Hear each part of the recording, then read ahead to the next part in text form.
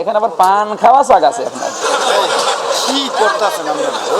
পান খাবো খাক, দু একজন খাক, মরবে খান, আপনি তাড়াতাড়ি খাইনি। কই আপনার এত দরকার পান, একটু চুরি করে খান। না ভাই, ওনাদের অভ্যাস তো, ঘন্টায় ঘন্টায় পান না খেলে মাথা ঠিক থাকে না।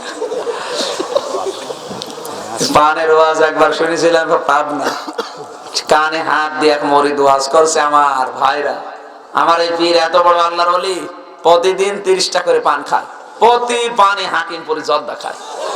মুরব্বী মানুষ বলছে সুবহানাল্লাহ। হাকিমপুরি জর্দায় যদি সুবহানাল্লাহ হয়, নাউজুবিল্লাহ হবে কোন জর্দায়? জর্দা কি দিয়ে বানায় আপনি তো দেখেননি? ওগুলো কুষ্টিয়ায় তৈরি হয়, এই যে তামাক।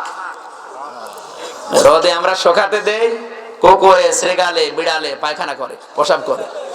পায়খানা তো শুকিয়ে ওর সাথে লেগে থাকে, পেশাব শুকিয়ে আর বোঝা যায় না। যখন ঝাড়া দেয় তখন ওই উপরের মাল মশলা গুলো পড়ে যায়, ভেতরের জিনিস কিন্তু লেগেই থাকে। ওটা প্যাকেট করে পাঠায়, ওইটা আপনি তামাক বানিয়ে, বিড়ি বানিয়ে খাচ্ছেন। যতই শোক টান দেন, ভেতরের অবস্থা কিন্তু ভালো না। বাংলাদেশে বিড়ি খাওয়ার সবচাইতে নিরাপদ জায়গা টয়লেট। এখানে পর্যন্ত এসে একজন বিড়ি খাচ্ছিল, আমি টয়লেটে যাওয়ার সময় দেখে একজন বিড়ি ভেতরে খাচ্ছে।